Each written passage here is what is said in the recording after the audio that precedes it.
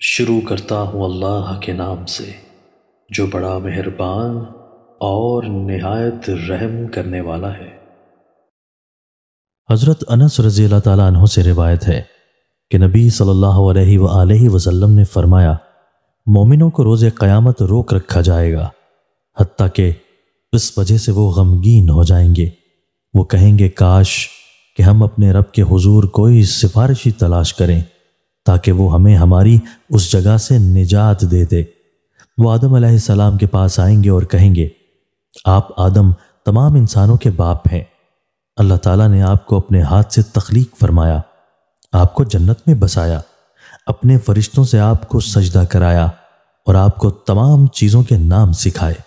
اپنے رب کے حضور ہماری سفارش کریں حتیٰ کہ وہ ہمیں ہماری اس جگہ سے نجات دے دے۔ وہ کہیں گے، میں وہاں تمہاری سفارش نہیں کر سکتا۔ وہ اپنی اس خطا کو یاد کریں گے جس کا ارتکاب اس درخت کے کھانے سے ہوا تھا، حالانکہ انہیں اس سے منع کیا گیا تھا۔ بلکہ تم نوح علیہ السلام کے پاس جاؤ، وہ پہلے نبی ہیں جنہیں اللہ تعالیٰ نے اہل زمین کی طرف مبعوث فرمایا تھا۔ وہ نوح علیہ السلام کی خدمت میں حاضر ہوں گے تو وہ بھی یہی کہیں گے، میں وہاں تمہاری سفارش نہیں کر سکتا، اور وہ اپنی اس خطا کو یاد کریں گے جو ان سے لا علمی میں اپنے رب سے سوال کرنے سے سرزد ہوئی تھی۔ بلکہ تم رحمان کے خلیل ابراہیم علیہ السلام کے پاس جاؤ، فرمایا وہ ابراہیم علیہ السلام کے پاس جائیں گے تو وہ بھی یہی کہیں گے، میں وہاں تمہاری سفارش نہیں کر سکتا، اور وہ اپنے 3 جھوٹوں کو یاد کریں گے جو انہوں نے بولے تھے۔ بلکہ تم موسیٰ علیہ السلام کے پاس جاؤ جو اللہ کے ایسے بندے ہیں جنہیں اللہ تعالیٰ نے تورات عطا کی، ان سے کلام فرمایا اور سرغوشی کے لیے انہیں قریب کیا۔ فرمایا وہ موسیٰ علیہ السلام کے پاس جائیں گے تو وہ بھی کہیں گے، میں وہاں تمہاری سفارش نہیں کر سکتا، اور وہ اپنی اس غلطی کا تذکرہ کریں گے کہ انہوں نے اس قبطی آدمی کو قتل کیا تھا۔ بلکہ تم اللہ کے بندے عیسیٰ علیہ السلام کے پاس جاؤ جو کہ اس کے رسول ہیں، اللہ کی روح اور اس کا کلمہ ہے۔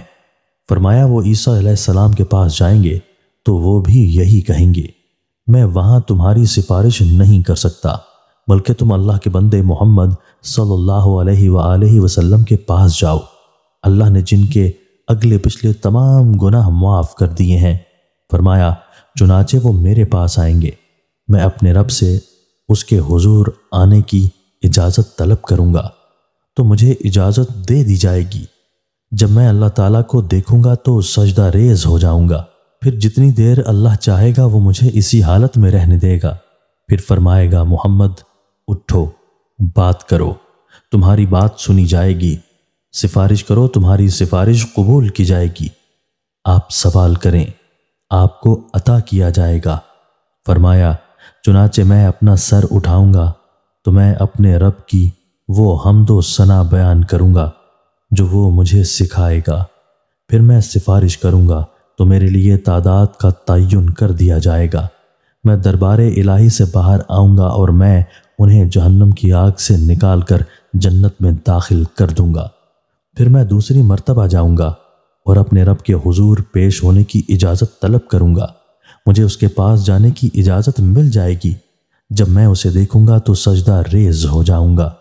جس قدر اللہ چاہے گا وہ مجھے اسی حالت میں رہنے دے گا۔ پھر فرمائے گا، محمد صلی اللہ علیہ وآلہ وسلم سر اٹھاؤ، بات کرو، تمہیں سنا جائے گا، سفارش کرو، تمہاری سفارش قبول کی جائے گی، سوال کرو، آپ کو عطا کیا جائے گا۔ فرمایا میں اپنا سر اٹھاؤں گا، میں اپنے رب کی حمد و ثنا بیان کروں گا جو وہ مجھے سکھائے گا۔ پھر میں سفارش کروں گا تو میرے لیے حد متعین کر دی جائے گی۔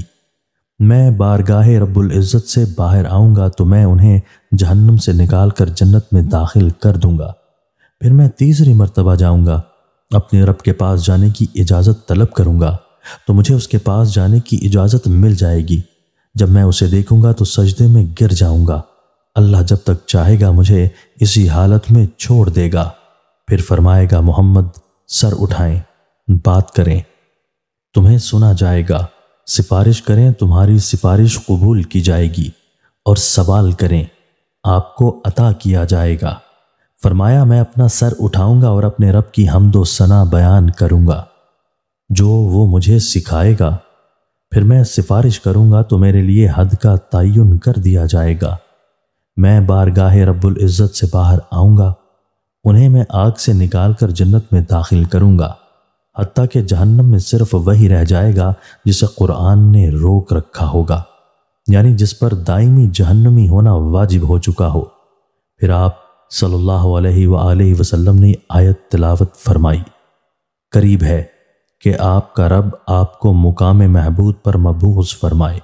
فرمایا اور یہ وہ مقام محمود ہے جس کا اس نے تمہارے نبی سے وعدہ فرمایا ہے۔